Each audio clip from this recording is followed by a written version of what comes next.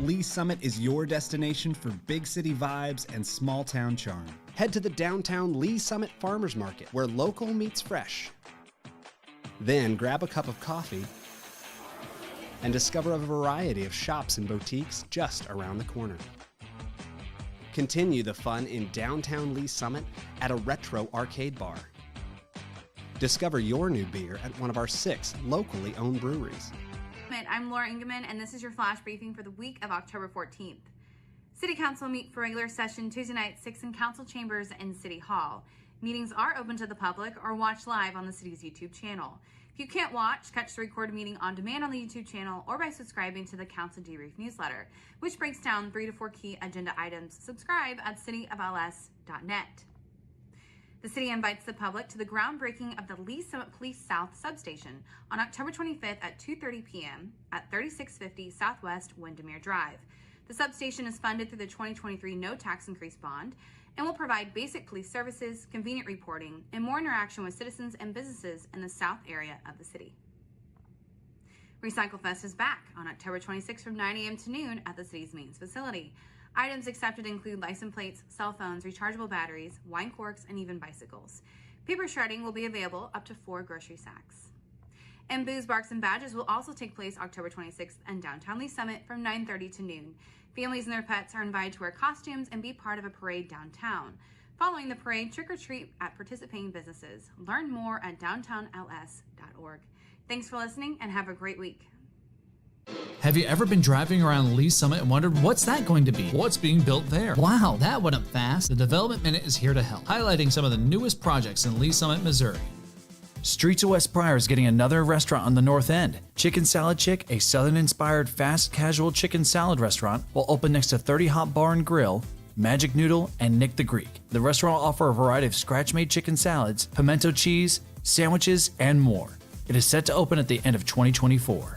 Summit Orchards is welcoming Salad & Go, a drive-thru restaurant that specializes in salads, wraps, and breakfast. The Arizona-based restaurant sources fresh, natural ingredients for its salads, house-made dressings, and proteins. Salad & Go is set to open in spring of 2025. Summit Orchards is getting Andy's Frozen Custard. The quick-serve frozen custard-only chain offers a wide variety of custard treats like concretes, jackhammers, sundaes, splits, malts, and more. Andy's is set to open in spring of 2025. Craft Putt is coming soon to Summit Fair. The locally owned indoor mini golf bar and restaurant will feature 2 custom-designed 10-hole mini golf courses. The space will offer games, food options like tacos, burgers, and wings, and local craft brews. Craft Putt will open by the end of 2024. That's it for the Development Minute. For more about upcoming projects, visit cityofls.net.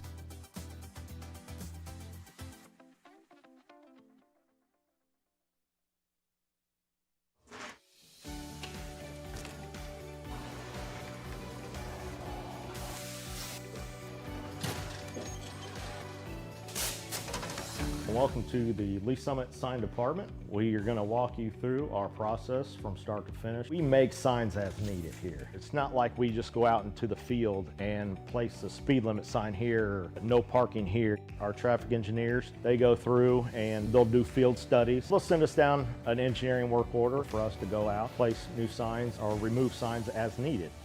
Coming from the material, our blanks come in and they're just aluminum blanks. We can put our white, our red, our fluorescent yellow, green, whatever. And basically what it looks like is just that there. Throw it up into the roller.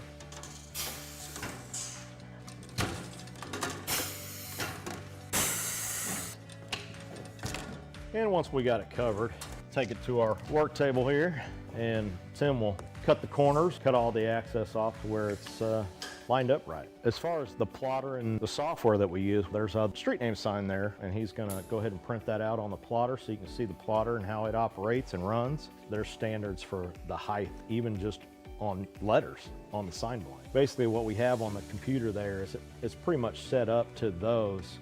And it goes through, it's got a very small but sharp needle that goes through and cuts everything out, letter by letter. Once that's done cutting, our next stage would be bringing it over here. Currently picking out the sign letters right now. We call it weeding or picking, or however you want to call it. Next, putting it on the transfer tape.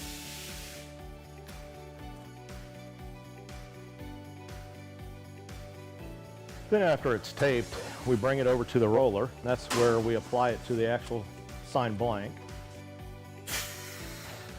And we'll roll it through one time just to get the air bubbles out.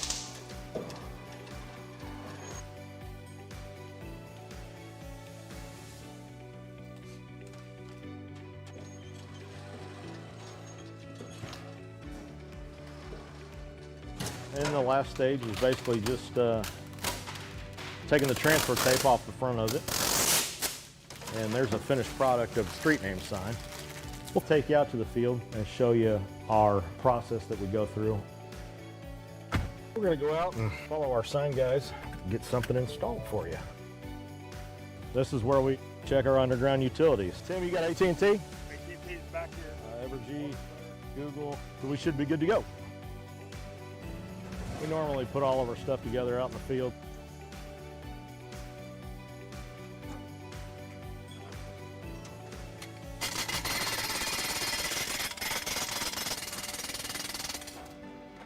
Then once the base is installed, we'll go ahead and put the post in there. We've come up to perfect. And that's how we do it. Simple, quick. It's member level. Thank you, Mayor. Great presentation, Ryan. Thank you. Is there any indicator that shows, are we supporting a need? You know, they talk about like gym rats, kids that grew up with their dads that were coaches. Like I was a city hall rat.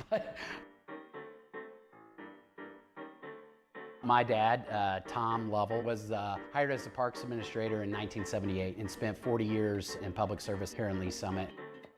I would go up on the weekends when he was working and I'd run around and play and do things, and I didn't know what he was doing at the time, but I just knew that was part of our weekend routine some days was to go up and hang out at City Hall.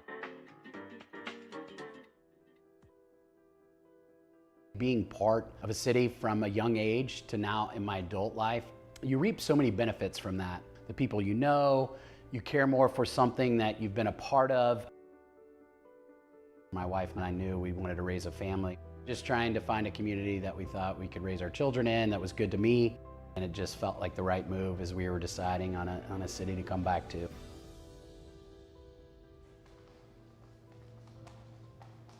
Fortunate to have started a business in 2018. I founded Level Insurance Group, and we are a business insurance brokerage. So we help businesses procure insurance. Decided to throw our flag in the ground here in Lee Summit, and it's grown. I also have this passion for learning and curiosity, and I started a podcast series. So I really enjoy this opportunity where I sit down with business owners and tell their story. And get this out to other people in hopes that maybe it betters their life and gives them some inspiration or something. It's going to be a really exciting time, and obviously this city is in my blood. My dad's been a part of it for a long time, so I'm really excited. Thank you all. A lot of people would say I was crazy, right? So why do you throw your hand up and subject yourself to going into city politics? I think, especially as I've gotten older, I just felt, maybe a civic duty, like a responsibility to say, hey, this city's been great to me. Here's a way that I can give back and take some of my skills and put them to work for the people of this city. I wanted to bring a different, maybe way of thinking and take some of my business acumen and see areas that it may apply to how we develop and grow this community and just give a different perspective. One of our biggest challenges, but also one of our biggest opportunities is how do we develop and grow this community? We don't want to grow too fast, but we want to grow at a pace that helps support, who and what we are as a community. So, we've got a lot of opportunities, whether that be through development or parks. We've got a lot of land coming on board. So I just think it's important, it's a challenge, but it's also our greatest opportunity. And so we just got to be smart how we do that. It's just asking some different questions. I'm one that, I'm not contrarian for contrarian's sake. What I am is someone will tell me something, and then I want to get to that position with them by just asking thoughtful questions along the way. And then if I can get there, then I feel like we've answered everything we can to move that forward versus, hey, here's kind of how we've done it. I'm never this is how we do it, this is how we've always done it, and this is how we'll continue to do it. Office of Council Member for District 2. All of my practical experience has put me in this position to serve And I just raised my hand and said, I want to do that. For which I was elected on April 5th, 2022. I feel this obligation to carry this legacy that my dad did, my family did, and then giving my kids an environment to grow up in that makes them want to come back. My kids have started rec sports through the Parks and Recreation system, and I'm watching them play soccer on this sport field that, you know, my dad helped develop. And my dad's sitting there with me, right? I mean, that's the stuff that really matters in life.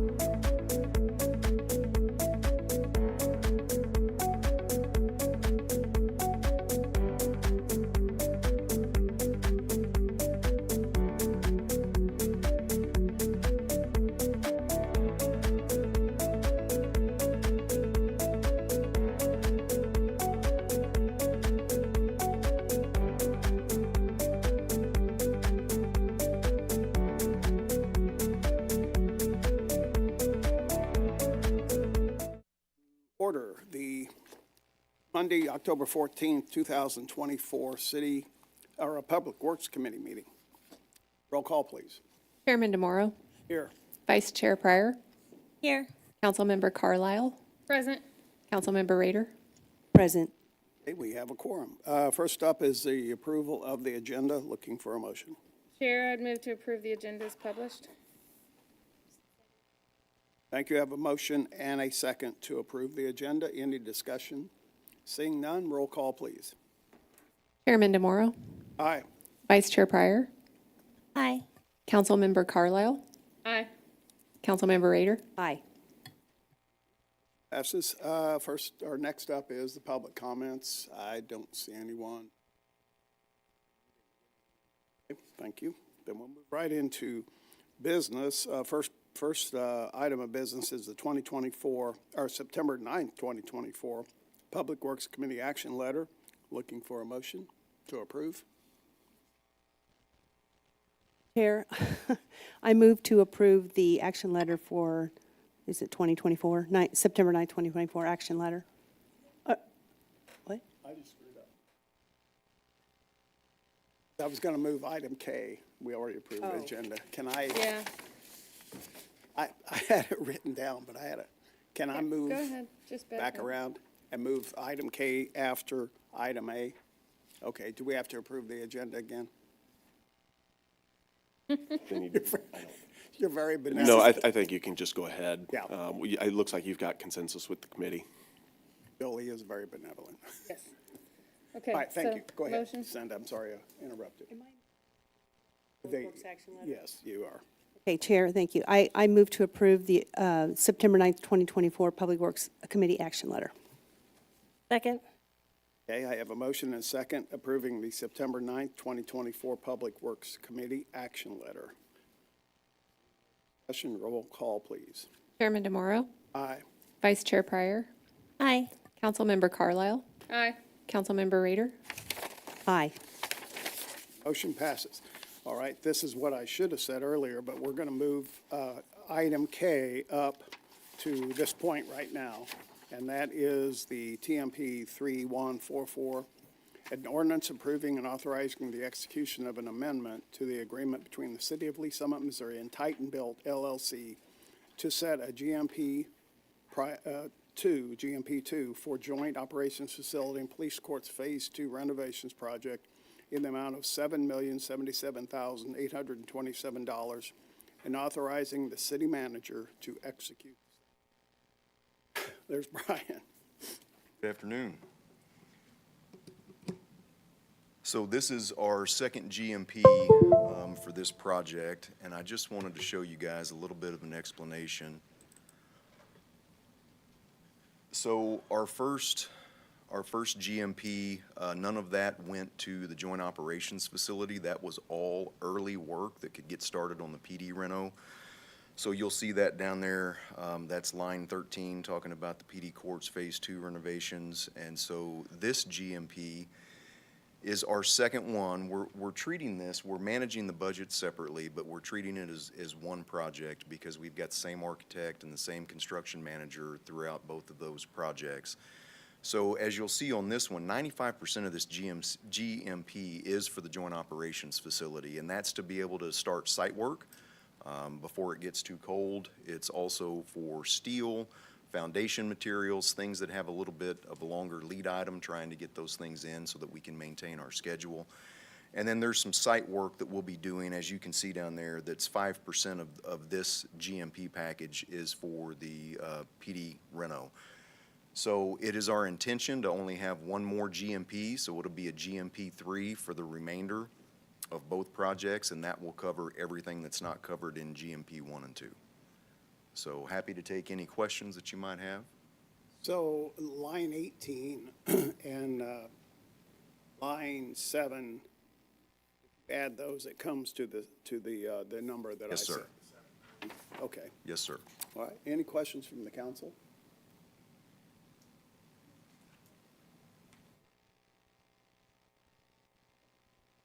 Rader. Okay. So the total to build the facility is $27 million? For the joint operations For facility. the joint yes. operations facility. And so That's we're just correct. breaking it out. Correct. And then you have, I was trying to read through the contract, and you have a 5%, they have a 5% holdout for, after the work is completed, to make sure that all the work is completed. So I'm talking about, so 95% is paid by the city, correct? When the work is completed?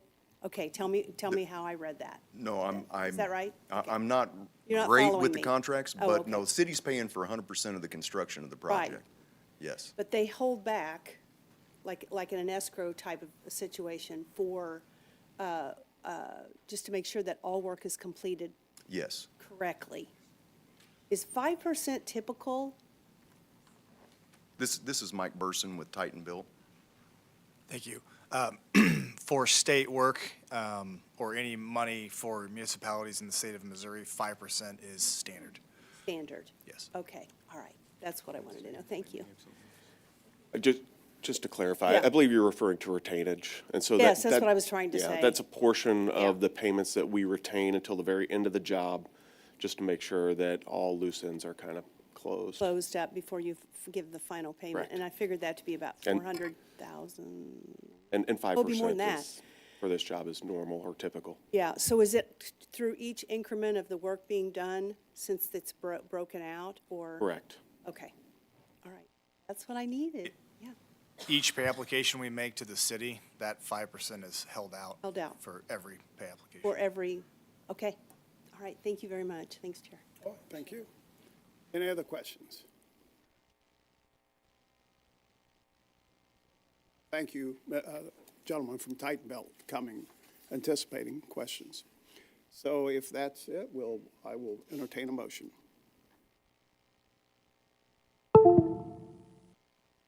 Chair, Item K, yeah. Yes. I would Councilwoman. move TMP-3144, an ordinance approving and authorizing the execution of amendment to the agreement between the City of Lee Summit, Missouri, Titan Built LLC to set guaranteed maximum price 2 for joint operations facility and police courts Phase 2 renovation project in the amount of $7,077,827 and authorizing the city manager to execute the same. Second. We have a motion and a second, moving TMP-3144 to the full council with a recommendation of approval. Seeing no discussion, roll call, please. Chairman DeMauro, Aye. Vice Chair Pryor, Aye. Councilmember Carlisle, Aye. Councilmember Rader, Aye. Motion passes.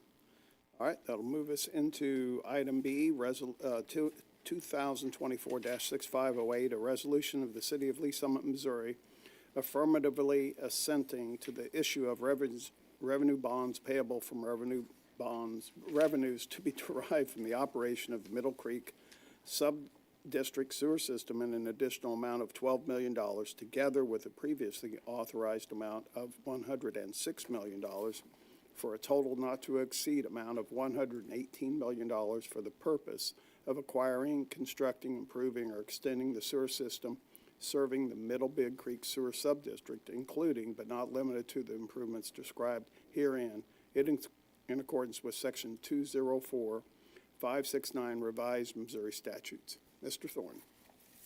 Evening. Jeff Thorne, Deputy Director, Water Utilities. I have before you a resolution for issuance of debt for the Middle Big Creek Subdistrict of Little Blue Valley Sewer District. I have with me tonight the Executive Director of Little Blue Valley, Jeff Shook. Before he steps to walk through the short presentation we have here, I will say we hold a seat on the Middle Big Creek Board. I generally sit in that seat. The communities involved with Middle Big Creek see this debt issuance as important to the Middle Big Creek and voted unanimously for this debt issuance. The project that this is supporting is still critical to the subdistrict, to the portions of Lee Summit that it serves, and we feel that it's important that this moves forward. And now I'll bring Jeff Shook forward to talk about why we're changing the debt issuance.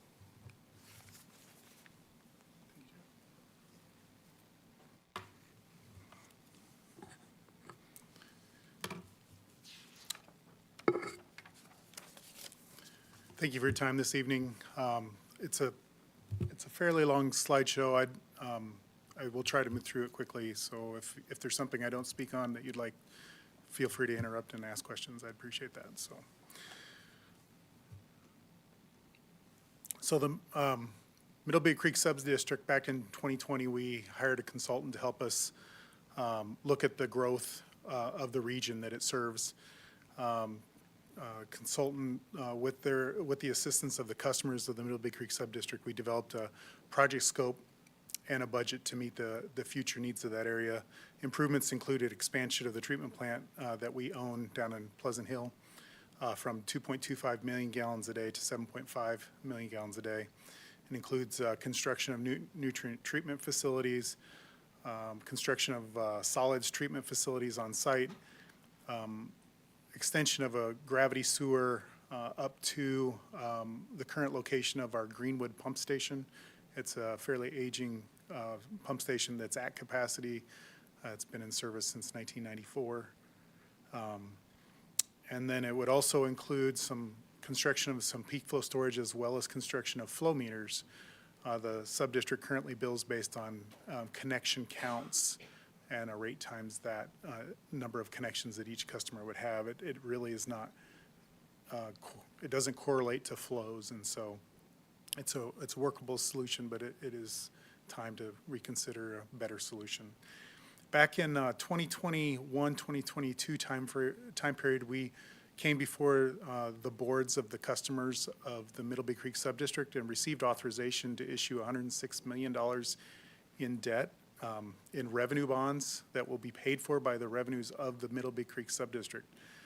It was unanimously approved back then, and we've been since in process doing doing design, and what we found during design is that the watershed that the area serves was being remapped by FEMA and SEMA, and they determined that the space that we believed not to be influencing the floodplain was now at risk of influencing that floodplain. So they asked us to do some additional study work, to which we did.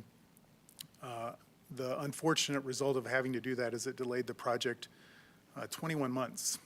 And so much as you have probably experienced even at home in the last 21 months, what you estimated would cost 21 months ago certainly costs more today. And we're in that same category. And so when we, as you can see on this slide, when we estimated the project would be $106 million, is now our expectation that that estimate is $116 million. And so we have now gone to our customers of the subdistrict to ask them to authorize additional $12 million, making the total 118.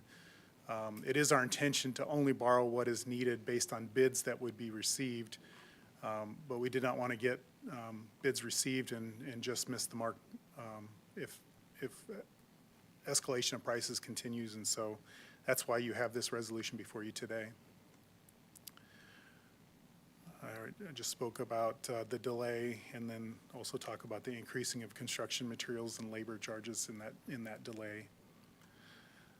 One of the things we did initially do is we did try to figure out a way to conduct the project, meet the intent of the project underneath the initial authorization. There were, as we show here, 19 different things we looked at that could either be modified or eliminated, and what savings could be realized by doing so. What we determined is we still fell $2 million short of being able to afford the project. And quite frankly, of these 19 things, not all of them were truly something we could do without. We would not meet the intent of the project. It would just be a temporary fix. And so that's truly why we've made the decision to come back before you and ask for additional authorization.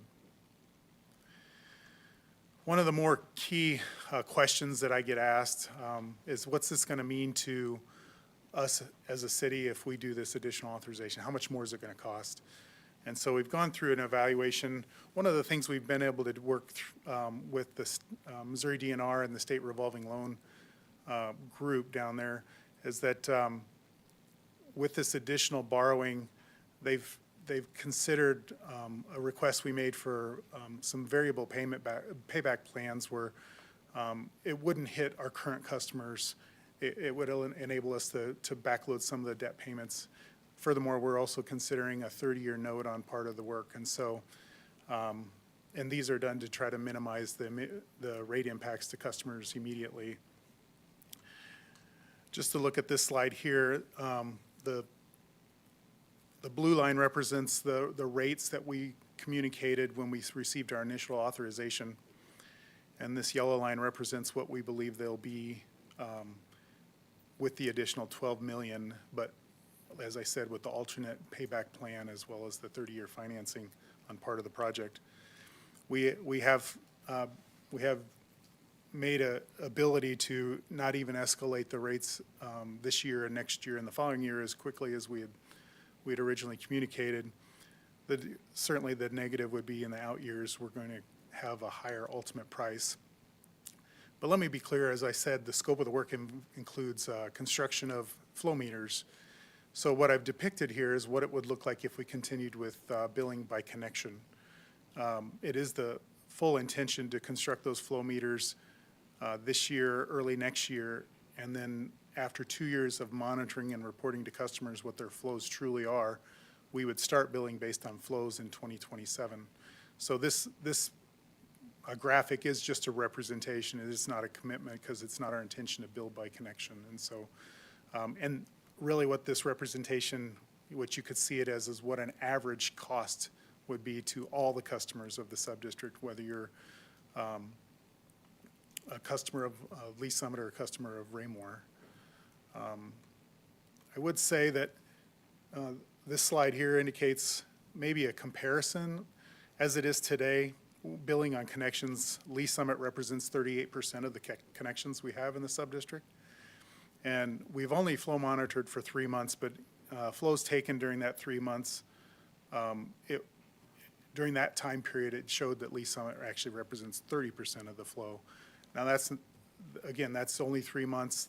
I don't know that the weather patterns were exactly even across all those customer cities. Maybe one of those cities might have experienced extra flow because they might have experienced more rain during that time period or heavier rain.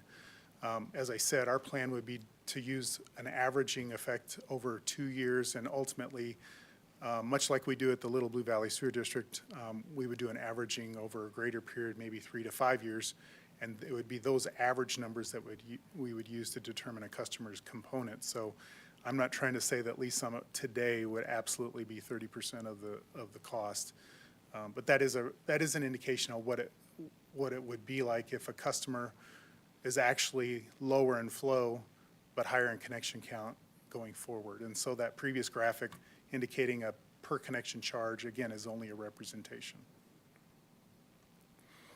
Our path moving forward, as Jeff said, we sought approval by the Middle Big Creek Advisory Board to bring this question to you. The Board of Trustees of the Little Blue Valley Sewer District is the higher board authority over the advisory board, and they've also approved us to bring this question to you. Lee Summit does have representation on the Board of Trustees, also your mayor sits on there. We have since been taking this question to our customer cities. We have 8 customers in the Middle Big Creek Subdistrict. The way the state statute reads is if 75% of our customers approve this issuance, it is considered approved. We have met with 7 of those customers and all have approved it at this point. So it is looking like we will be able to proceed with this debt issuance. Once we receive this issuance, then it's our intent to bid our projects, and upon receipt of actual bids, we would then coordinate with the state revolving fund and borrow specifically what we need for the project. And that's all I had to say today, subject to any questions you might have. Thank you, Mr. Shook. Any questions from the council member? Sorry, I'm the question asker. That's okay. So we charge customer cities. Customers. And the customer cities, it's a cost of their utility, and they get that through the rates of their citizens. So everybody's rate goes up in order to compensate. And does it go up immediately? So as far as your homes and the rates that they pay, the Little Blue Valley Sewer District, the Middle Big Creek Subdistrict, I can't tell you how that is allocated, but what I can say is that we would certainly cost them more money, and they would have to find that money somewhere, so.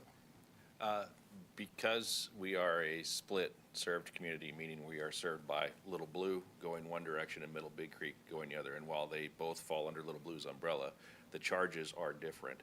We carry that across all the customer accounts, okay, so it's a blended rate. So as the costs go up per connection account that we are charged and our bills go up, it could be passed through depending on what our cost of service model looks like. It could. I will say we do like in this project specifically the metered flow. Not so much because it looks like our flows might be less than what our customer count is percentage-wise, but because it provides an equity across all the cities, meaning you are responsible for the flow you contribute, therefore you are responsible for maintaining your system and making sure that the rainwater and that stays out and those kinds of things, so we're very much on that. I would also say that the growth of our city in the areas of Middle Big Creek, which is south of 50 Highway, along 291 and then east, so the PRI ground that fronts 291, all the ground east of 291, and then south as you're going from that 291-50 interchange, goes to Middle Big Creek, and the plant is pretty much at capacity. So this is important to the city of Lee Summit for growth, and I would think would be fairly equitable as we go forward. So it's important for us to do this. But yes, as the costs go up, there is pressure on our cost of service model, and it could do that, but we try to balance that as best we can. So you basically have money in your budget in order to do this? We've No? been budgeting in projections for the previous debt issuance based on what they'd given us for those increases going out. So it already exists in there. So now we're looking at those out years, and it really depends on how these bids come in and all that kind of stuff on what we're going to do, because they'll only borrow what they need to. All right, thank you very much. Thanks, Chair. Thank you, Councilman Ritter. If we do, and you mentioned that the flow rates were, I forget how many months you said, 3 months. If we get to a flow rate average, say in a year or so, would that mean that the residents served by the Middle Big Creek, and we are a lower percentage of the total, would their bills necessarily go down, or would they be amended somehow over the length of that? It'll be handled the same way we handle the Little Blue model. All right, the Little Blue model is a 24 months rolling average on costs, so they set their budget every year, and then they look at, in our case, we are about 25% of Little Blue Valley in flows. So we pay for about 25% of the district's budget, and then they put it out evenly over the time. And then the next year they reset based on the previous information of flows, and we continue on down the road. I will say that what we see on the Little Blue side is, and this is through years and years of data, not just 3 months, is that when it's wet out, our percentage of the total flow to that drops down lower to our peers because our system is tighter. We don't bring in as much wet weather water as some others. So it varies a little bit. When we get really dry years, then our percentage goes up a little bit because it's just the flows that are flushed. So there is, it is reset from time to time? From time to time, absolutely. Any other questions from the council? I would, and thank you, Mr. Schiff, thank you, Jeff. I would look for a motion then. Chair, I would make a motion to move to full council to recommend approval for 2024-6508, a resolution of the City of Lee Summit, Missouri, affirmatively assenting to the issuance of revenue bonds payable from revenues to be derived from the operations in the Middle Big Creek Subdistrict sewer system in an additional amount of $12 million, together with the previously authorized amount of $106 million for a total not to exceed an amount of $118 million for the purpose of acquiring, constructing, improving, or extending the sewer system serving the Middle Big Creek Sewer Subdistrict, including but not limited to the improvements described herein in accordance with Section 204.5693 revised Missouri Statutes. Second. Thank you. I have a motion and a second. Moving TMP to, 2024-6508 to the full council with a resolution with a recommendation of approval. Any discussion? None. Roll call, please. Chairman DeMauro, Aye. Vice Chair Pryor, Aye. Councilmember Carlisle, Aye. Councilmember Rader, Aye. Next up, item C, TMP-3103 An Ordinance authorizing the execution of the first supplemental license for the City Monument Agreement by the Missouri Highways and Transportation Commission in the city of Lee Summit, Missouri, and authorizing the mayor to execute the same. Mr. Park. Good evening, Michael Park, Director of Public Works, and I'll try to be brief. This is our license agreement so that we have a gateway monument on MoDOT right-of-way. We had our first agreement back in 2014, a 10-year period, so it's come to its expiration. And just like when anybody has an encroachment on our right-of-way that we find is acceptable, we require an agreement. MoDOT does the same. So if we want to keep our gateway monument up there at Bolin Road interchange and I-470, then we need to extend this agreement for another 10-year period as MoDOT's proposed. I'd be available for any questions you have. Questions from the council? Carlisle. Thank you, Chair. So can we not go 20 years? This is what MoDOT has, If kind of they their just always standard do 10? agreement. Yeah, they do Okay. 10 and 10, and they just keep renewing it over and Okay, over. thank you.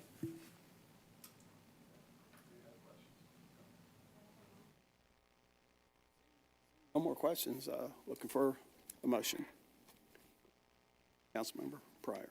Thank you. I move to advance to council for approval TMP-3103 An Ordinance authorizing the execution of the first supplemental license for the City Monument Agreement by the Missouri Highways and Transportation Commission and the City of Lee Summit, Missouri, and authorizing the mayor to execute the same. Second.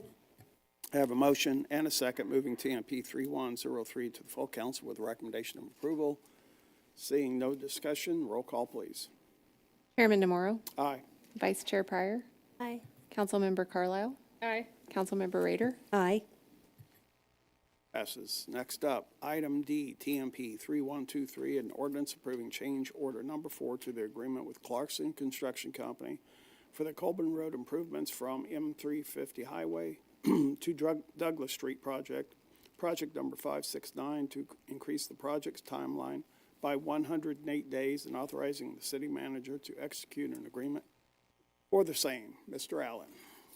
Barry Allen, Construction Manager, Public Works. I bring before you a no-cost change order to increase the contract time for our project on Colbern Road by 108 days due to the number of our heavily developed corridor with utilities and additional costs, and not cost to us, but additional time to move utilities out of the way for the project to continue on.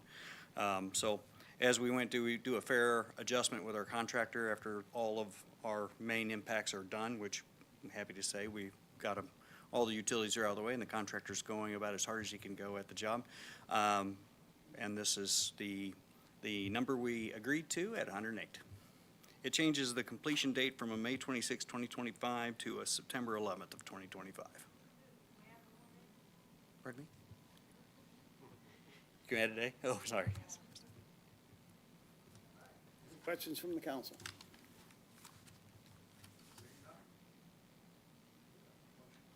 Chair, Yes, Councilman. I would move TMP-3123 to the full council with a recommendation of approval. An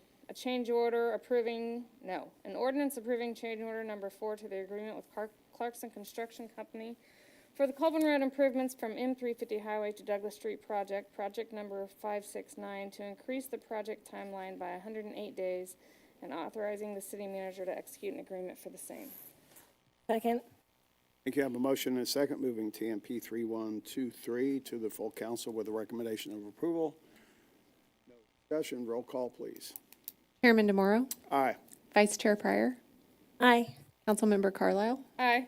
Councilmember Rader, Aye. Thank you. Motion passes.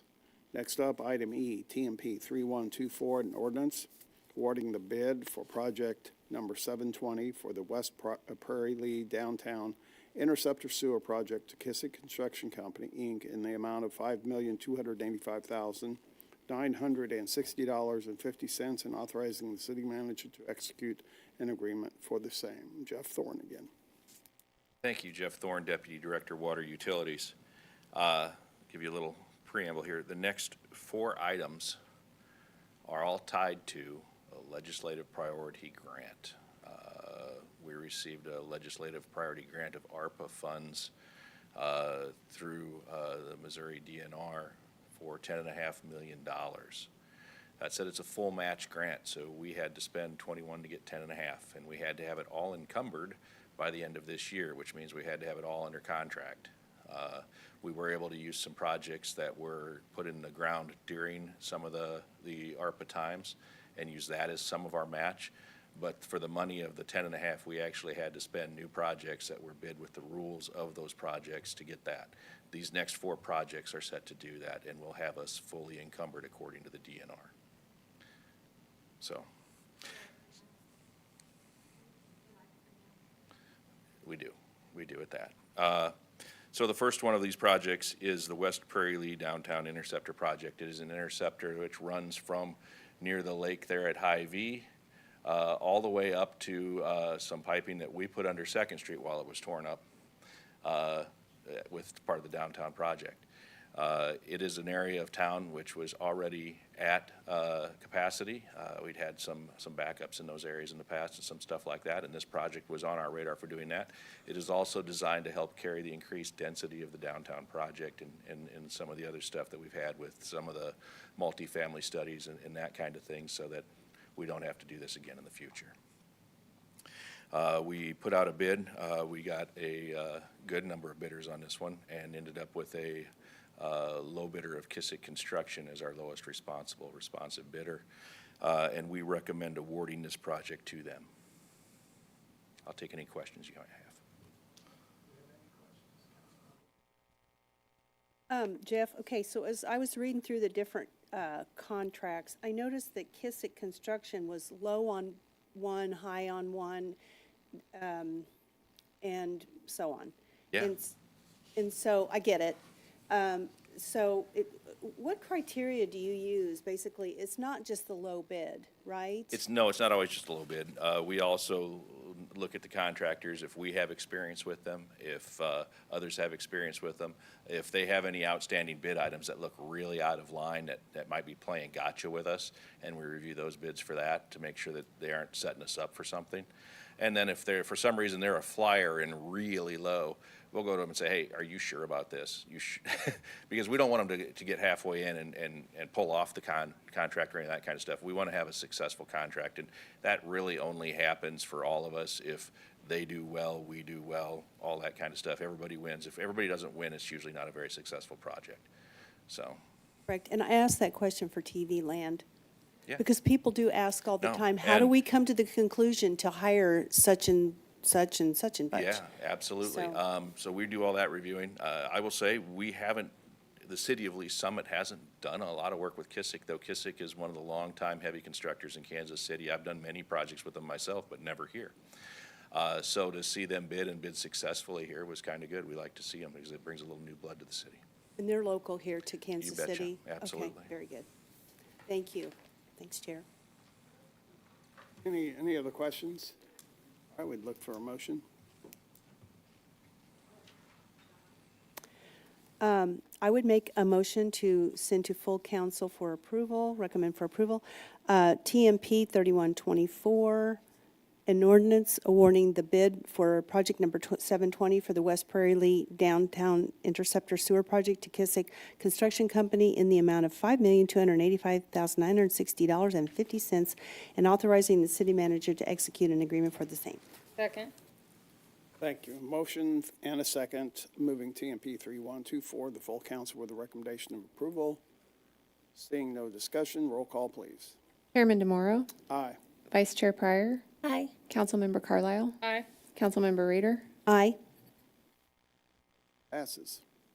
Next up, TMP-3126, an ordinance awarding the bid for project number 1004 for the I-470 bore St. Luke's to Colbern Road Project to Redford Construction, Inc. in the amount of $795,070 and authorizing the city manager to execute for the same. Mr. Thorne.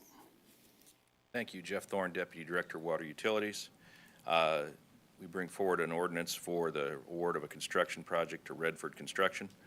This project is for a bore under 470. This project is made capable by the build-out of Discovery Park. In its second or third phase, I'm not sure which phase it's in right now, Discovery Park will have to bring sanitary sewer to their site past one of the southern Unity Lake and under Colbern Road and through their site. As part of that, that brings it to 470. Some of you may or may not be aware, but we do have a pump station at St. Luke's East Hospital. So the hospital drains to a sanitary sewer pumping station. Boring under 470 and hooking to this future sewer allows us to eliminate that pump station and eliminate the mechanical means of pumping waste away from a hospital, which we think is a pretty good thing. On top of that, it's part of our funding project for the legislative priority grant, and it seemed to make sense at the time, and the opportunity to have somebody extend sewer to that point and where all we have to do is bore the highway to get it in seemed like a pretty good deal to us. So we recommend award to Redford Construction for this project, and I'm happy to take any questions you might have. Any questions from the council? Okay, well, we'll just move right on for the motion.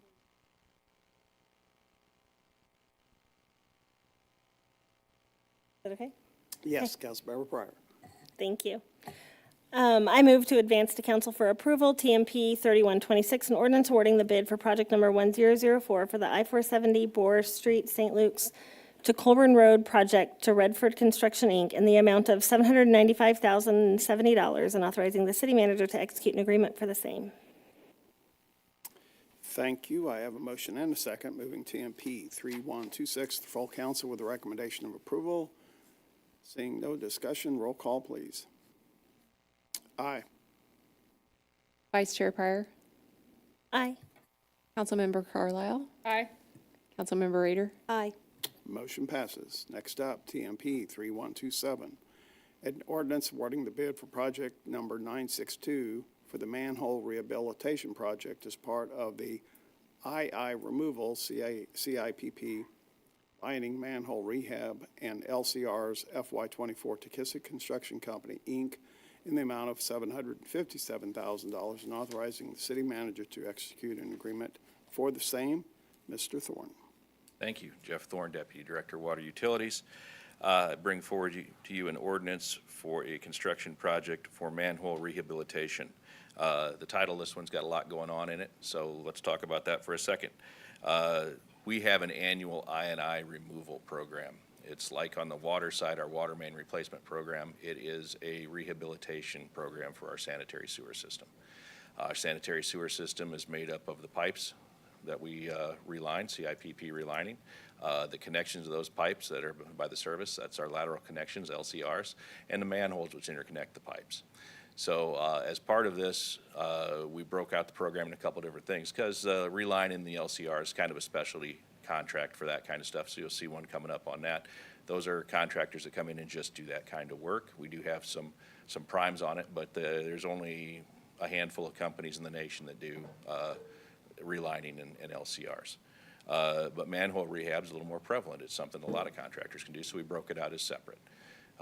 On this project, we did get Kissick Construction to bid on this and win it. This project is over near where we're doing the Olive and Orchard Road projects and some of that. It's in an area where we've seen some I&I, mostly inflow, less so infiltration, water that gets in pretty quick. We believe that water's getting in pretty quickly because a lot of our manholes sit in ditches and low areas in that area, and they're acting as drains. So we want to tighten some of those up, and this project will do that, and also bring them up to a new standard in an older part of town.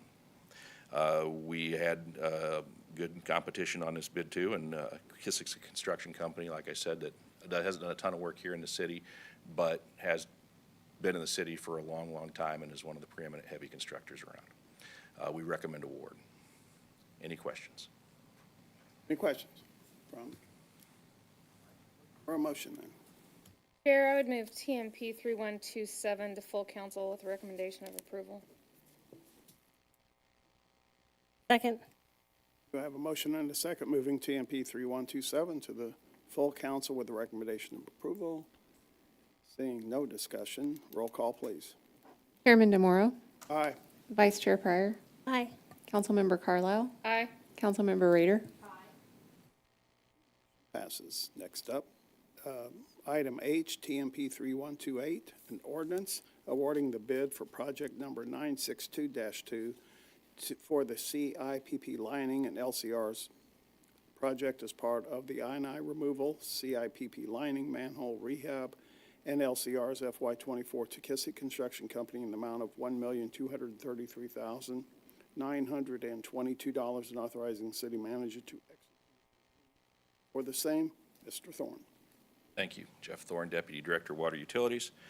The ordinance for construction contract with Kissick Construction for relining of sewer lines. On this project, we had a large sewer line that's paralleling the one that we just redid on McClendon Ditch that could use some help. And it is still an active line for us while we did parallel it. That line is a large line and is being done at, and that will be relined in this program, as will several other lines, and then we'll be doing some lateral connection repairs on this. This project is part of our annual rehab for the sanitary sewers and is awarded to Kissick Construction. They do have a lateral connection repair team as part of their company and have teamed to do some of the relining on it, so it should be a very good project. We do recommend award of this project to Kissick Construction. I'd be happy to take any questions you might have. Do you have any questions? Comment. Councilmember Ray. I think our manhole covers are going to be in good shape. It could be. A lot of work. A lot of work, a lot of necessary work. Thank you so You bet. much. Thanks, Chair. Seeing no more questions, I'd look for a motion. I move to full council for approval, TMP-3128. Thank you. Thank you. I have a motion and a second moving TMP-3128 to the full council with a recommendation of approval. Seeing no discussion, roll call, please. Chairman DeMoro, Aye. Vice Chair Pryor, Aye. Councilmember Carlisle, Aye. Councilmember Rader, Aye. The motion passes. Moving on, item I, TMP-3132, an ordinance approving addendum number one to the on-call agreement for professional engineering services dated January 30th, 2020, RFQ number 2022-030 between the City of Lee Summit, Missouri and Burns & McDonnell Engineering Company Incorporated for professional engineering services for AMI system review for a not-to-exceed amount of $120,438 and authorizing the city manager to enter into an agreement for the same. Mr. Thorne. Thank you. Jeff Thorne, Deputy Director, Water Utilities. I bring before you an engineering contract. Water Utilities, for the past several years, many years in fact, has been moving to an automatic meter reading setup where we have put radio read ERTs on our meters in the ground. We are down to there's 39,000 and change customer accounts in the city of Lee Summit, and we're down to the last 3,000 or 4,000 that are going to be automatic meter reading. So what that means is that we can drive by in a truck, or we can just walk by and read. We're not popping lids. We're not directly reading the meters unless we think something's wrong. And that now there's another level to this, right? That level is where the reads come to us and we aren't going to get them. That's when we read them more often than once a month. That's where maybe we can put information out through a customer portal they can see their usage more real-time-esque, so they can determine when their peaks are. There's various levels on that and various data requirements, and various equipment requirements go for that. That's what this study is about. We're going to look to see where we think we should go, what it makes sense to do next in this, and we've asked Burns & McDonnell to help us with that. Okay. Questions from the council? Look for a motion then.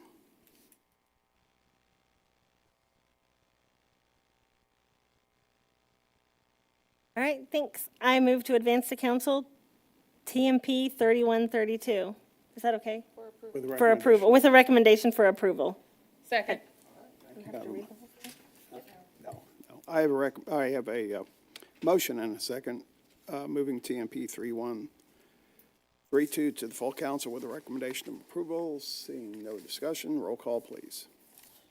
Chairman DeMoro, Aye. Vice Chair Pryor, Aye. Councilmember Carlisle, Aye. Councilmember Rader, Aye. Passes. Next up, item J, TMP 3143, an ordinance approving addendum number 4 to the on-call agreement for professional engineering services dated January 30th, 2023, RFQ number 2022-030 between the City of Lee Summit, Missouri and HDR Engineering, Inc.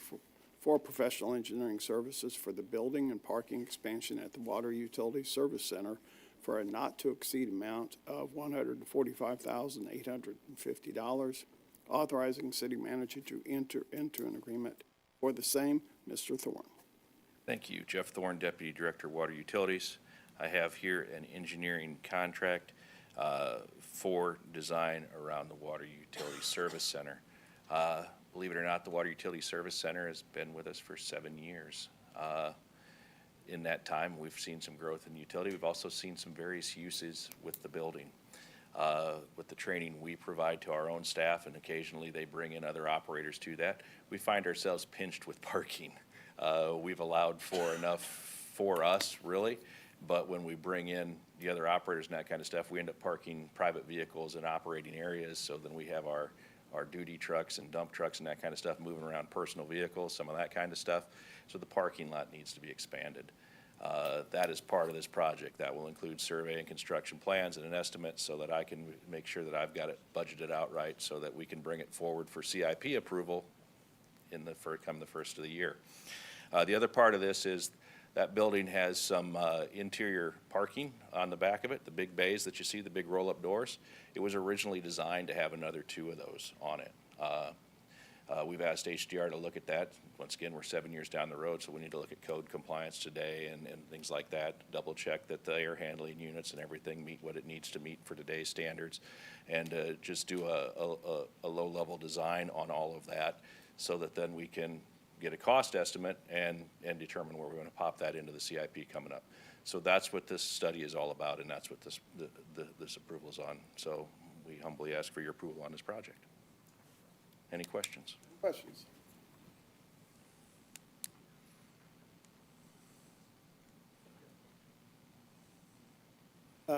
Seeing no questions, I would entertain a motion. Chair? Yes, I would Councilmember move to full council for a recommend for approval, TMP-3143.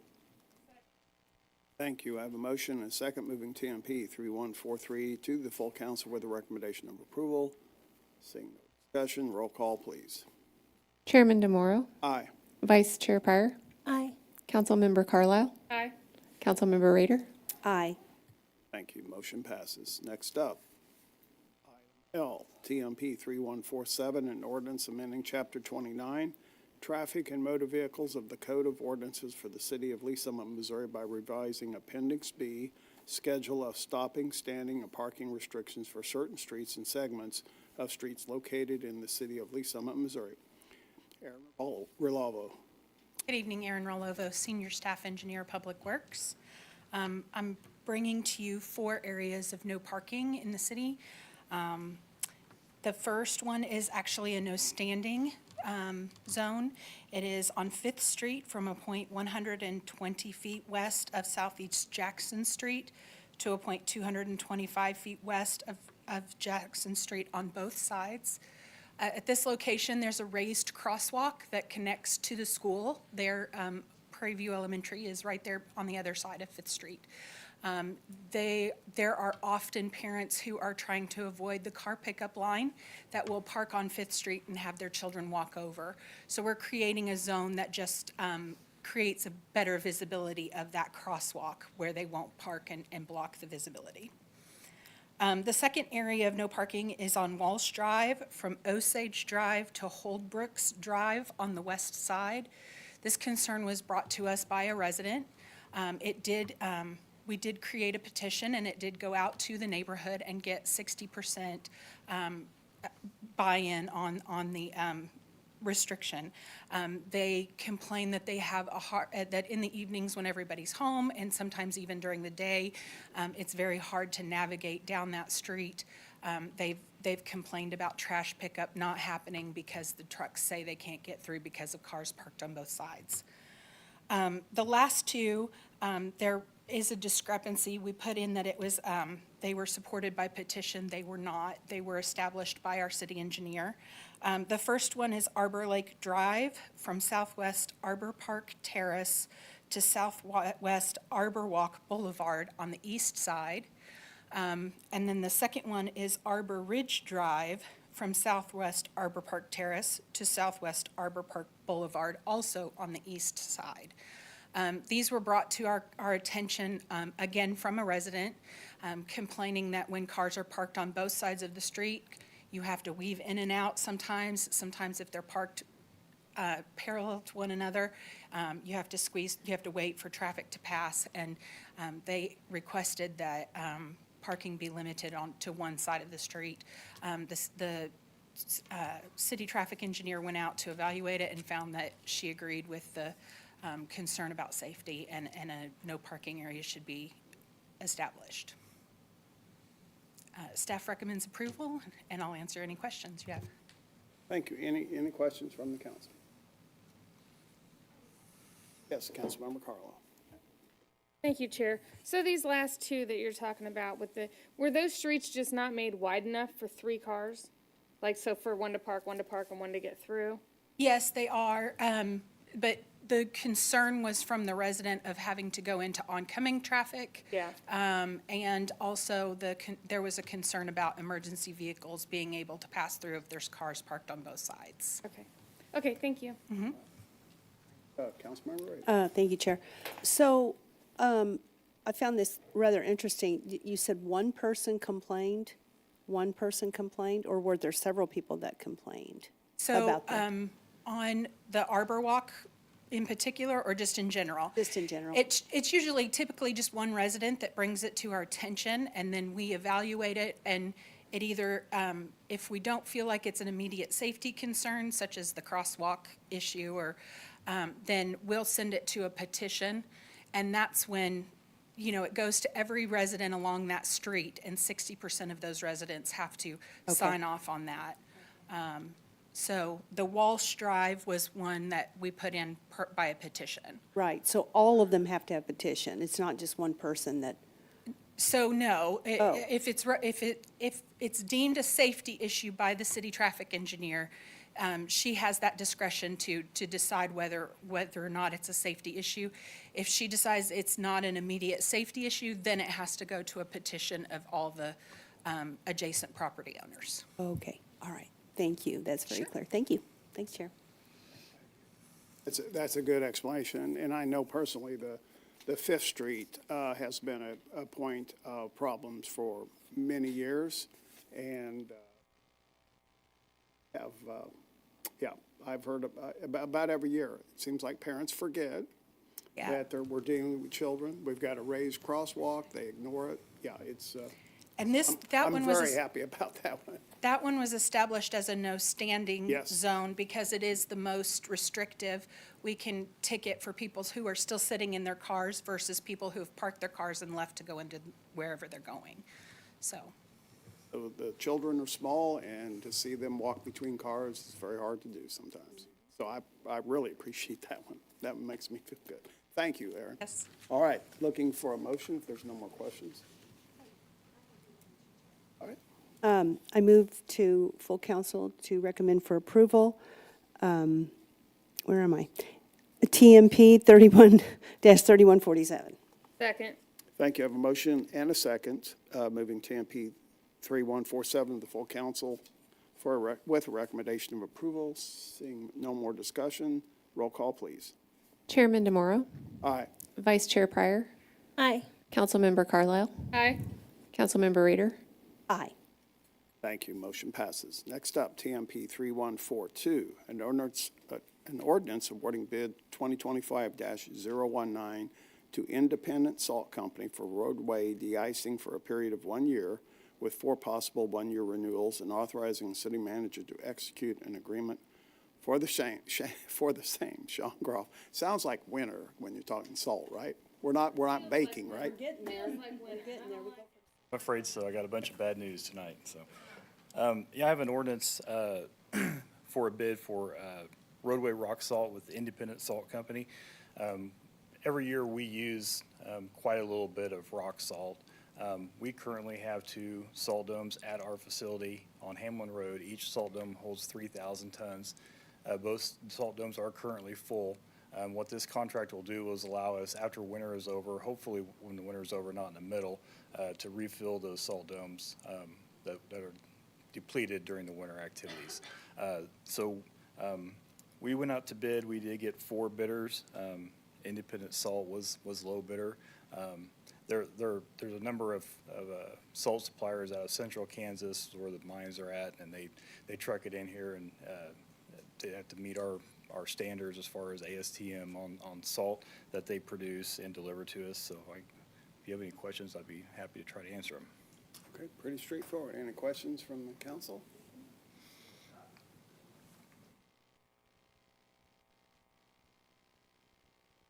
I move to advance the council for approval, TMP 3142. Second, moving TMP 3142. Roll call, please. Chairman DeMoro, Aye. Vice Chair Pryor, Aye. Councilmember Carlisle, Aye. Councilmember Rader, Aye. Motion passes. Next up, presentation FY25 snow plan. Sean Groff. All right. I'm going to try to go through this fairly fast, so please feel free to interrupt or ask questions along the way. We always want to spend a little time discussing our snow plan, just so kind of everybody's on the same page going into the winter. So this is our time that we will work on that, and so this is kind of where we're heading. I'll kind of talk a little bit about snow predictions and how much we pay attention to them. I want to spend quite a bit of time on our snow plan goal, as well as our resources and how we train, and then we'll get into things of how we can kind of make all of our citizens' lives a little better by trying to explain some of the things that they can do to help us out, and how we can hopefully effectively answer some of their questions. So I took these out years ago, and as soon as I did, I started getting questions about what is everybody saying we're going to get for snow this year. So I started putting them back in, and so there's a number of places out there that people can look to try to determine what the winter outlook's going to be. Most people have heard of the Farmer's Almanac. One of the things I'm going to point out, and I think I've probably pointed it out before, but the Farmer's Almanac, their winter prediction is very, very oddly follows state lines, and we all know that the weather does that also. So I don't know how much faith I put in this, but certainly they're calling for an average snowfall. Around here, it has been dropping over the last few years. Our 10-year average snowfall is around 12 inches of snow. Just a handful of years ago, it was closer to 20, so we're kind of seeing a decline. Likely that has probably to do with the cycle. We'll probably have some really bad winters in the future, but hopefully not this year. So there's the old Farmer's Almanac, which is different. And so they've kind of got us on the edge of maybe mild and dry to mild and snowy. So take that information how you will. If I was going to pick one to look at, it'd probably be the National Weather Service, and obviously you can see jet streams on the map, which is probably a little closer to what we would likely see around here. Anyways, this is valid from December to February of this coming year, and you can see that we have equal chances of our temperatures being above or below average, and we have equal chances of our precipitation being above and below average. So that being said, I'll know a little bit more about what our winter is going to look like in March. So So one of the things that I want to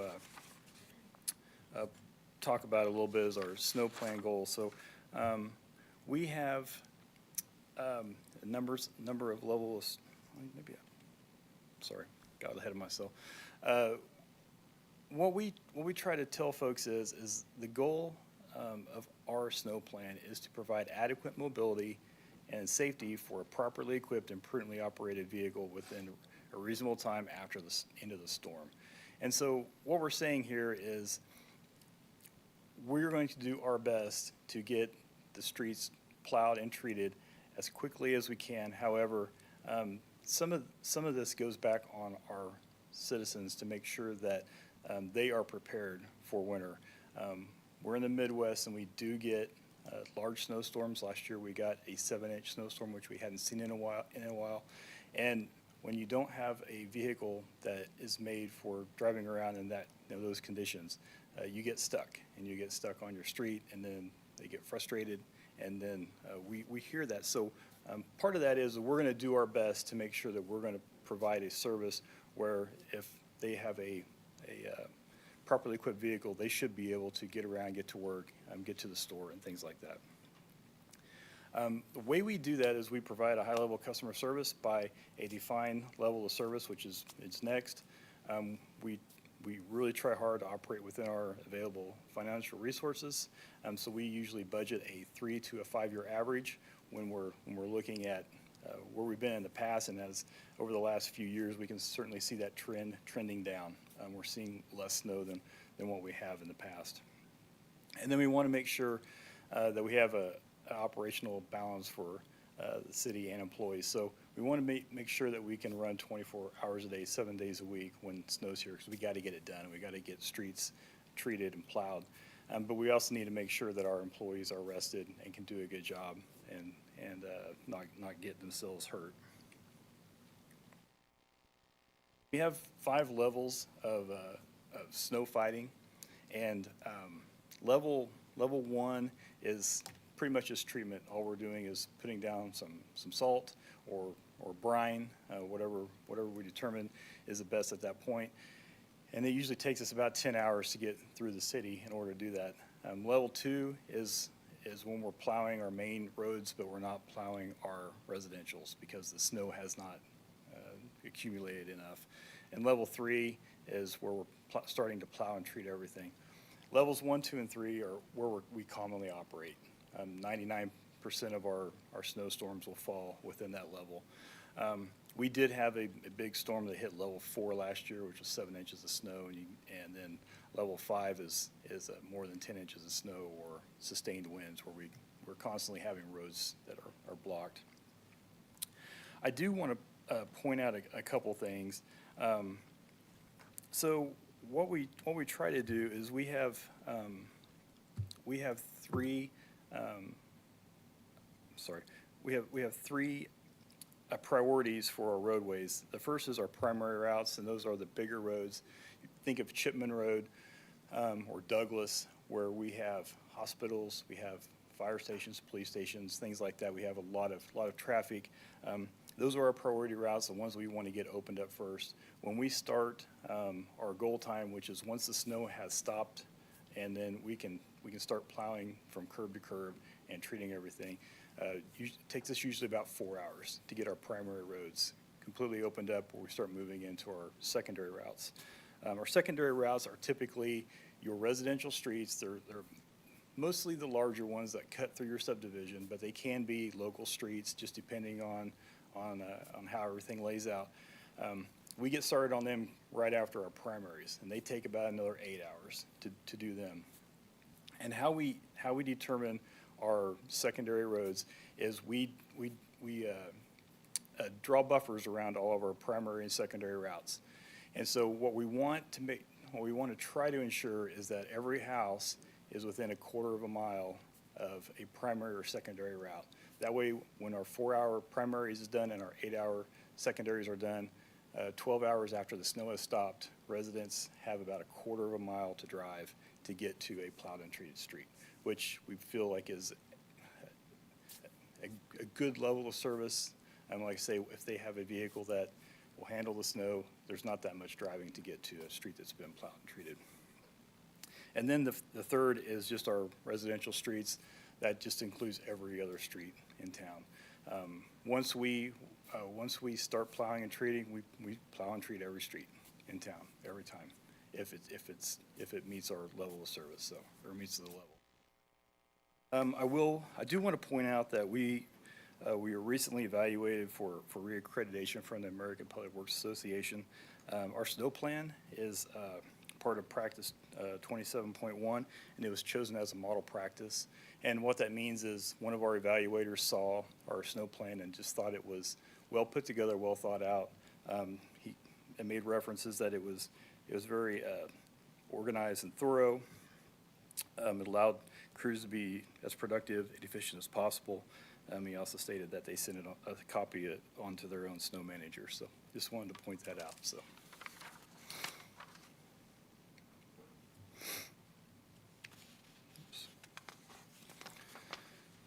just real quick, our available resources.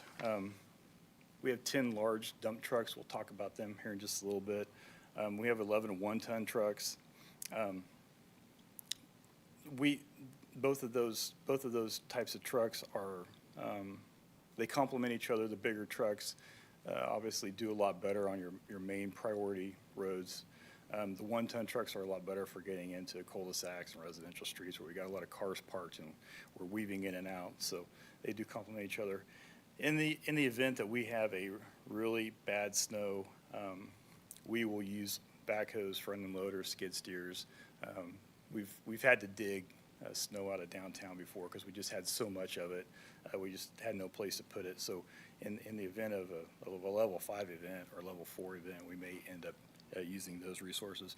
We also do have some 3/4 ton trucks mixed in various departments around town that we do use, but they tend to not be as effective. They're just a lighter truck. They don't clear the snow off the road as well, and they don't have spreaders on them, so we have to come back after that truck goes through with another truck and put down material. So I didn't add them in there, but we do have a few of those in our fleet also.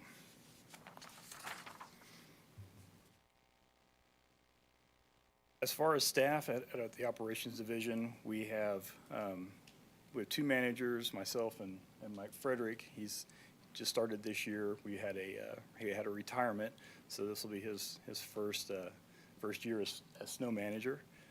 We have 4 supervisors that help out for A, B shift and 2 snow desk operators, and we currently have 32 operators that have been hired and have accepted, and so we did get 2 expansions this year, so we're adding to our staffing. So that just helps us make sure that we can fill trucks without asking so much from other departments to help fill those vacancies. But with that being said, we do have, and I say volunteers, it just means that they choose to come down and help us plow snow. We pay them and everything, just like we do our operations employees. But we do have volunteers from water utilities and public works engineering, development services, admin, PD, fire, and parks and rec. They all help out when it gets bad. I mentioned earlier that we do have 2 salt domes with 6,000 tons of capacity. It's usually enough to get us through a typical year. As we're starting to see the snow falls decrease, the nice thing is we've got a lot of capacity. So we don't usually use 6,000 tons. We're usually closer to 4,000. We have a really nice conveyor system that allows us to put salt in each dome. It allows us to fill them to capacity. Before we had this conveyor system, it was a mobile system, and it was hard to get it through the door and up to the top where it needed to be. And so we were struggling to get 5,000 tons in each dome. So now we're able to fill them to capacity. We have a brine system. We'll talk about it here in a little bit, but the brine system just allows us to take rock salt, change it into salt water, or we can apply it to the salt or apply it to the road, and it is very effective by putting the ice in a liquid state quicker, which starts the melting process. We also have storage for other materials such as calcium chloride. When the weather gets really cold and salt is not as effective, calcium chloride will melt snow down at lower temperatures. Of course, the radio communications, AVO, which is just our automated vehicle locating system, so we know where the truck's at, we know what they're doing, we know where they've been. Last year, we introduced turn-by-turn routing. That has been a tremendous benefit for our employees and for the citizens of Lee Summit by making us more efficient. So we've got a program that's mapping us through the subdivision rather than us figuring out which street we want to go to next, and making sure that we've hit everything before we leave. And then we've also last year introduced a public-facing website, a mapping website that we'll continue to work on. Right now is pretty rudimentary, but we'll talk about that here in just a little bit. So I talked about the big trucks, dump trucks. This is kind of a picture of them. Back in 2014, we came to City Council and we asked them to upgrade these big trucks. One was to put a wing plow on the side of it. So on the left side of these trucks, you can see another plow kind of sticking out there. That allows us to get a little more width when we're going down the road. So instead of having another truck and another driver, or actually two drivers to run 24 hours a day, we can get a little more width out of our plow, the same truck, same operator as we go down the road. They were very efficient on primary and a lot of our secondary routes just by getting just a wider swath. We also, and I guess we'll point that out here, our new trucks, they have a little bit larger salt capacity because now the bed of the truck is part of the spreader system, where before we had to slide a spreader in. Now the bed has a conveyor in the bottom of it, so we can fill a lot more salt in it. We have a heavier plow frame mount, and that just means less downtime. All of our trucks, including our 1-tons, have liquid distribution, so we're able to apply brine to the rock salt. It just gets things going a little bit quicker. So it's a lot better setup than what we had just a few years ago. Talked a little bit about our domes and conveyors. It's kind of a picture of it. So now, like I said, on the left side, a truck can pull up and dump. They can be out of there in 5 minutes, where before it took us 30 minutes to put that much salt away in our dome. So it's more efficient for us. The middle picture, you can just see where it's starting a cone and it will fill the dome clear to the top. So it's a very good system and allows us to maximize our storage in our domes. Salt brine system. We currently have 40,000 gallons of salt brine storage at the facility. We have 12,000 gallons of calcium chloride storage. So we have quite a little bit to get us through the winter time. So we can get ahead of the winter and have stuff made up and ready to go. And when winter gets here, we're ready to get after it. So I got a couple pictures of just kind of showing the effectiveness of salt brine. On the left side, you can see us distributing it. On the right side, you can see we've had a little bit of a dusting of snow, and you can see right where the brine hit the pavement. It's already starting to activate and melt that snow away. This is kind of a better picture of it. We've got a secondary street, and you've got a residential street, and you can see the secondary street east to west, I guess, if a map would be. You can see it's bare pavement, and then the residential street still has snow on it. That's when we put the salt brine down, that's what it is doing. It is giving us a little bit of a head start on the winter and hopefully keeping the snow from sticking to the pavement. So our AVL system, we've had AVL for a number of years.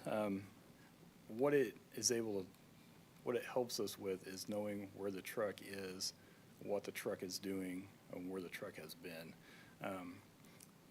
The systems that we're getting nowadays are they're much cheaper than what they were a few years ago. They're more reliable, a lot more customizable.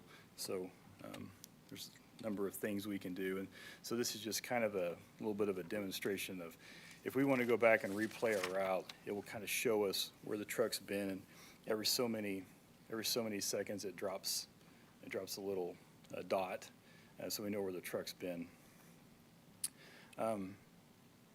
So in this instance, we've got, I think it's truck 736 out at Sterling Hills plowing, and I've got it sped up, of course, so it looks a little faster than what it really is. But the nice thing is when someone calls in and they said, hey, you haven't been on our street, we can go back and look and we can tell. This is one way of doing it. We can also run reports on it. But a lot of times what will happen is we go down the street, we run the plow down it, we put salt down it, and there's still snow on it. There's still ice packed, and there's really nothing we can do about that. When they see there's still ice pack on it, they say, well, you didn't plow my street. So it's just a tool that we can use to go in and make sure that we are doing what we say we're going to do.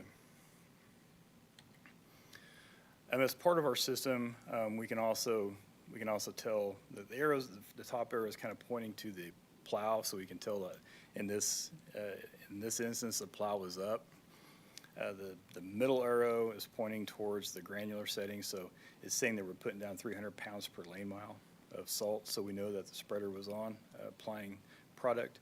And then the bottom arrow is our pre-wet setting, so we were adding 8 gallons of salt brine per ton to that salt. So it just kind of, like say, more metrics tells us that, hey, we're doing what we say we're going to do. Last year we introduced turn-by-turn routing, and like I said, it's been a huge benefit for us. We certainly have further tweaks that we want to make to the system in the future, but this is certainly, it's a big step up from a printed map that we take out into the field, but we basically select our route, just like Google. In your car, it tells you go up here and you turn right and turn left, and it will take you through the subdivision. The one great thing about this is if I have a driver that has stopped in the middle of a route and their shift is over, and they can hit pause, and the next driver can get in for the next shift, and he can hit go, and it'll take him right back to where the last driver left off. Make sure that it ensures that we don't miss a street. So if we go into a subdivision and we try to miss a street, it'll turn us around until we acknowledge that we've went up and down that street. So it's been a huge benefit for us, just to make sure that we're, like I say, we're doing what we say we're going to do.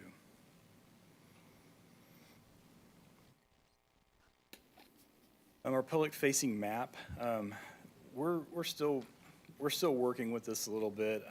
As technology comes along, I think it'll get a little better.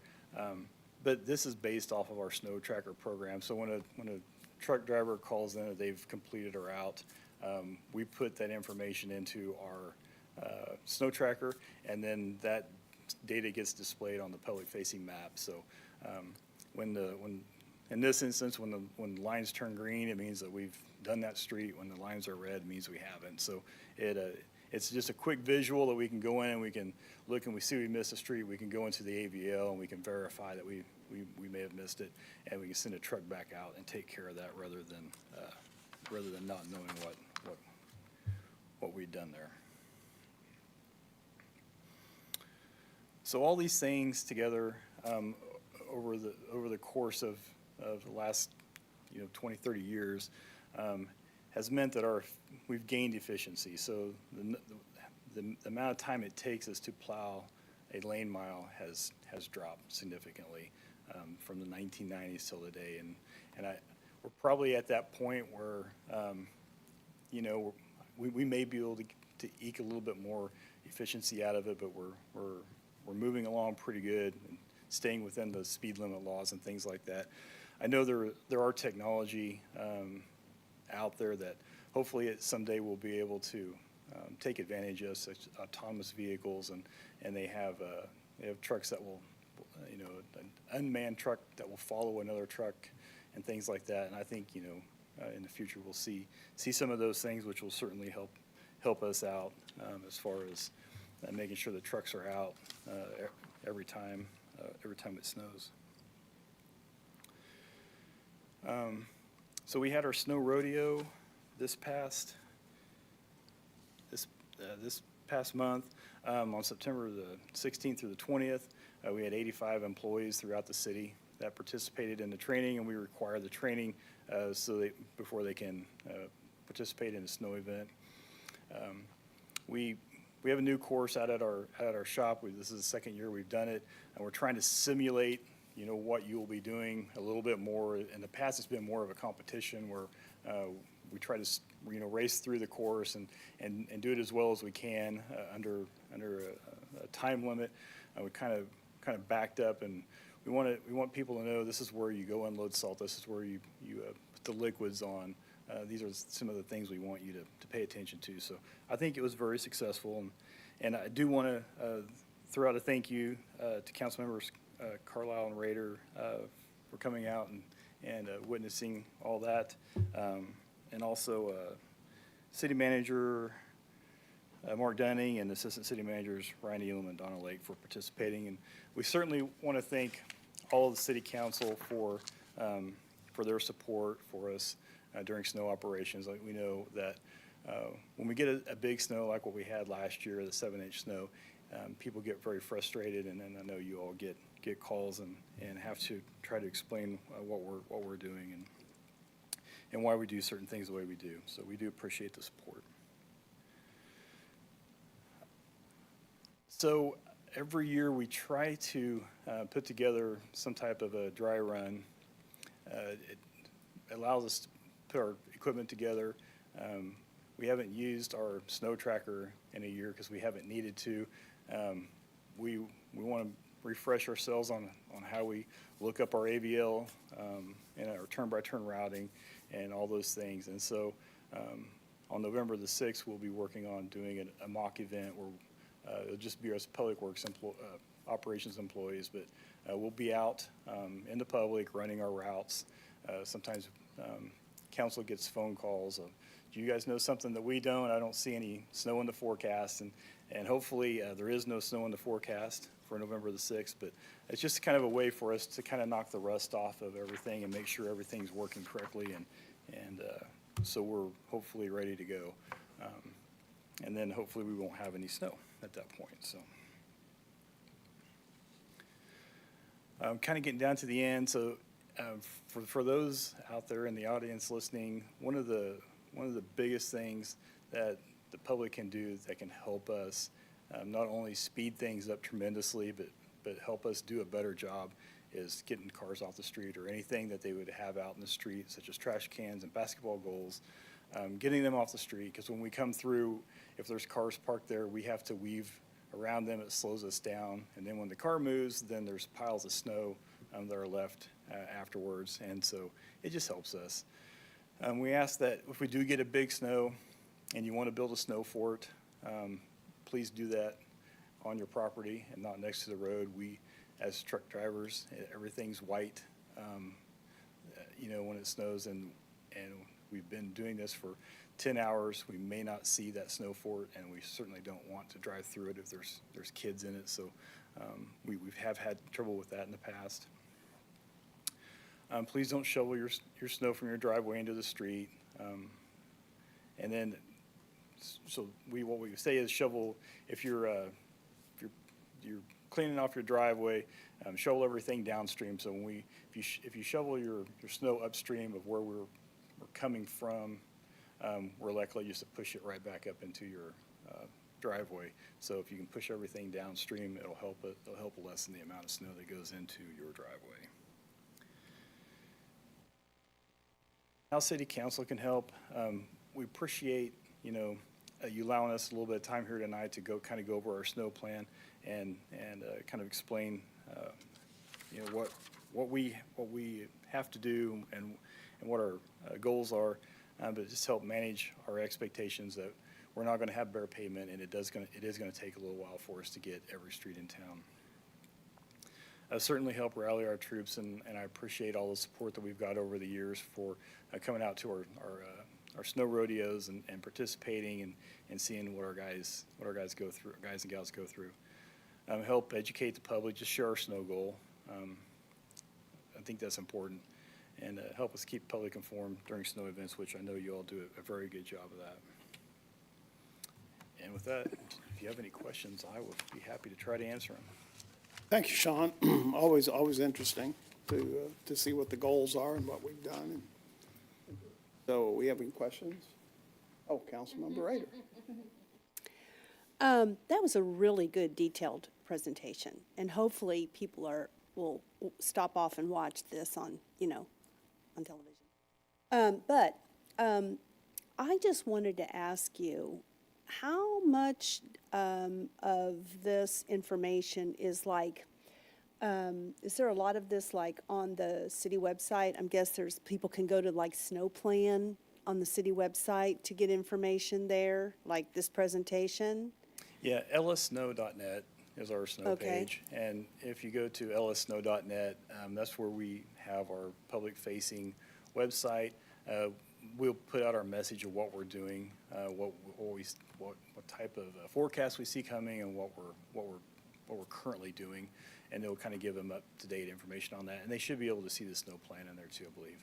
So do you coordinate with our communication, Cheryl Nash and them? So if there was stuff that we could share on Facebook that comes across to us direct, or information to say, okay, council members, here's what this is, get it out there.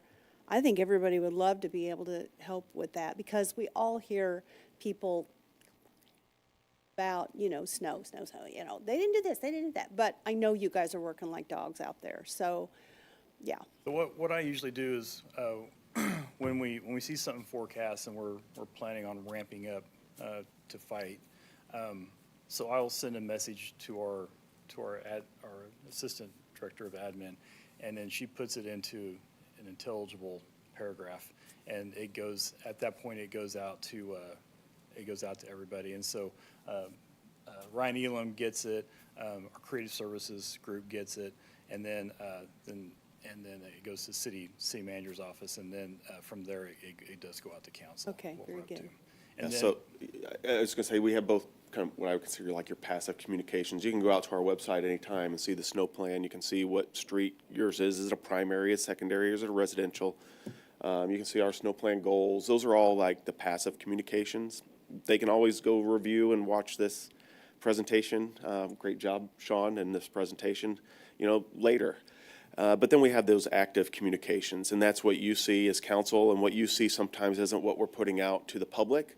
You get a little more information in detail, but we are working with Cheryl Nash and Creative Services to get our active communications about the storm event, what it is that we're doing, when we finished the event, how to report, maybe a mailbox was hit or something. Those go out through various social media platforms, as well as Ellis Aware is a particular app that you can sign up for to get those notices directly and not look for them on Facebook or Nextdoor, or however else our city communicates through. But there is a lot of opportunity for communication. Okay.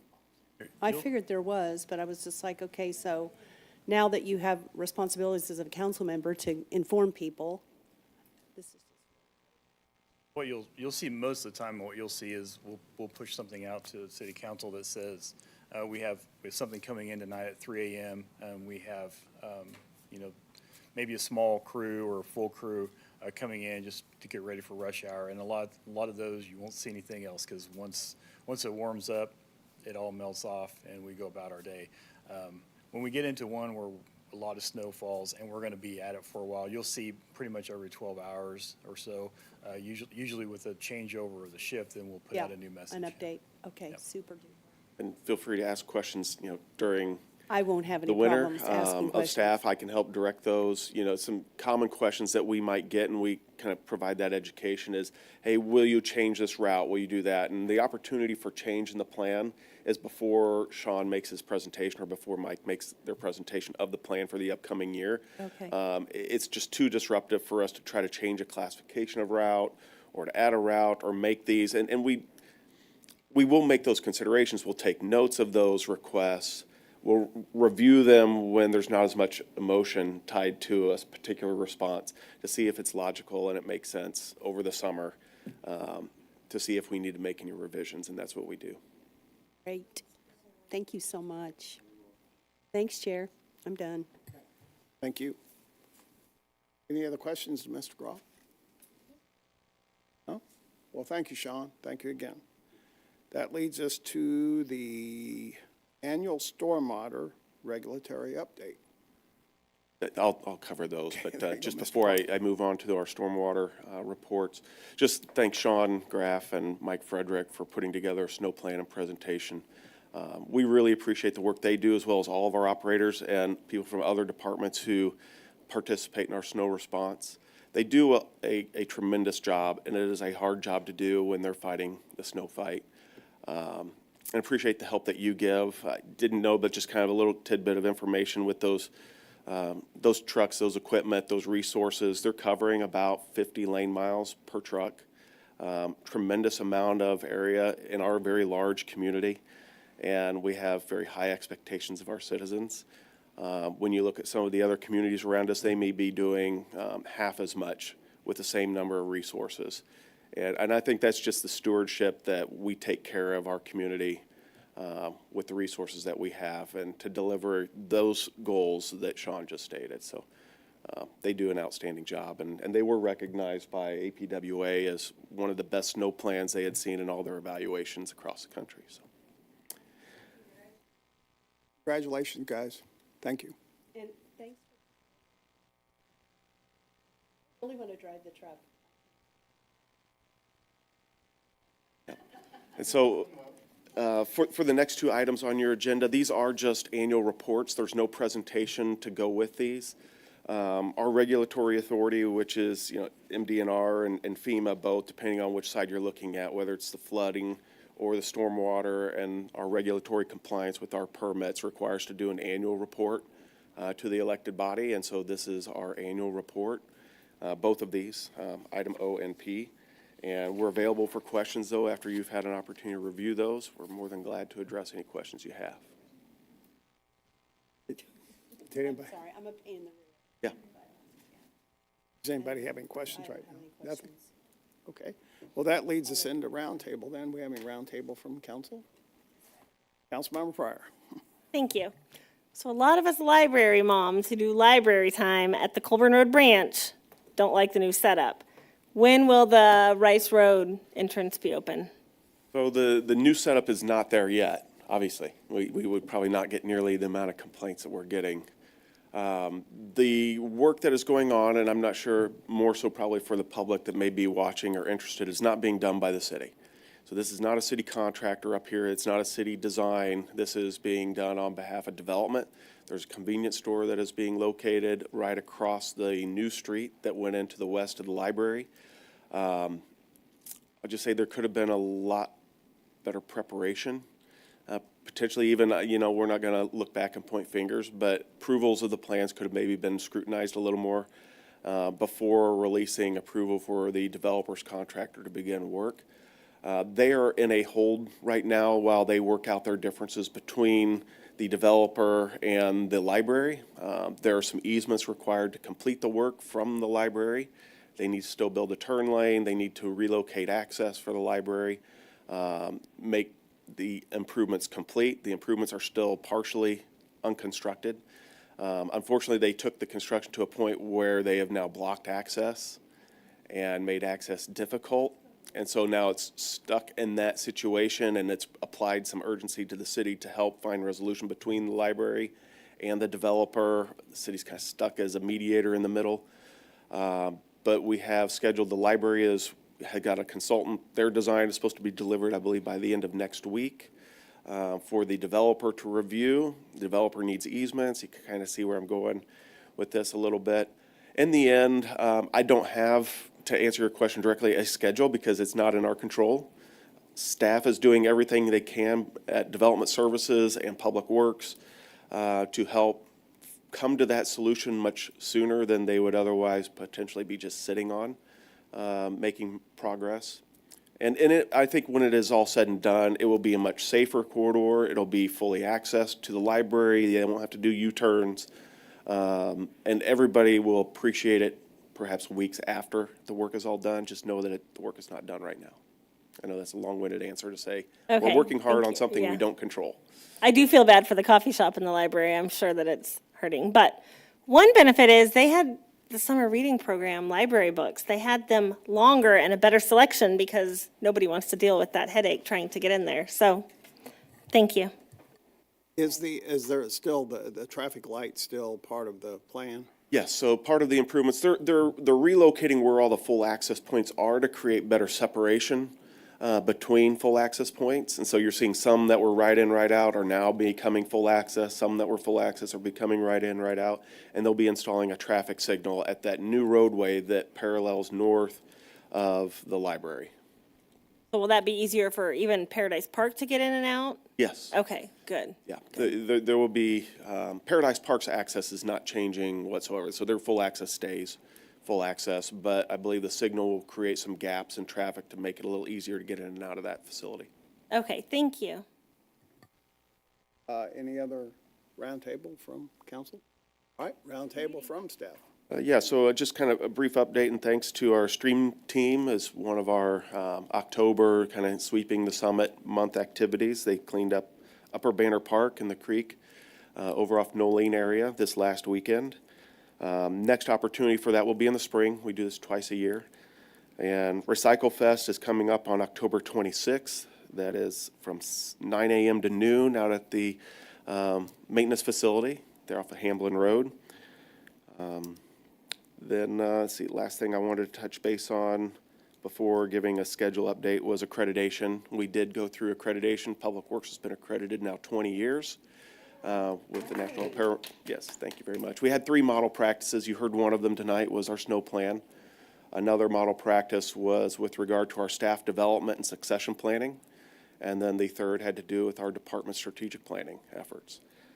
So we're very proud to be an accredited agency, and I thank all of our staff who participated in that. We had over 30 individuals who are leading chapters or peer reviewing or administering the process, and then thanks to APWA again for coming out and evaluating our department and best practices.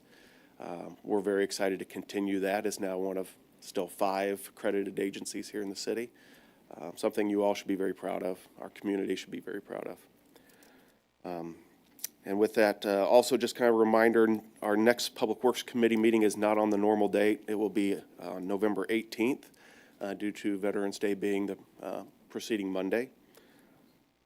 Yep, and so it looks like we'll have quite a few agenda items on November 18th. I think there's only 2 council meetings also in November. And so I may have some conversations with Chairman tomorrow about items that perhaps need to go the very next night to the city council meeting, due to it being a limited number of opportunities, or even potentially, though none are on my radar yet, but maybe items that would normally come to Public Works Committee have to go straight to city council. With that, that's all I have. Okay, and again, that's November 18th for next.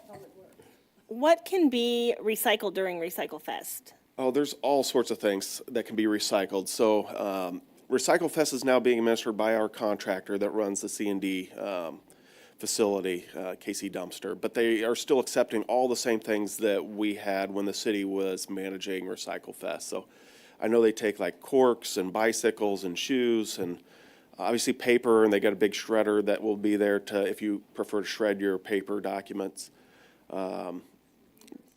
Yeah, I was going to ask about electronics. Yes. They do, because I've been getting that question a lot lately. Yeah, I think it's typically smaller electronics and cell phones, those sort of things. What about laptops and TVs? Okay. Large TVs, no. I don't believe they take larger TVs, but there's a lot of drop-off locations for cycling larger TVs or tube televisions, yes. Where? Best Buy. Well, Best Buy, so I've been, okay.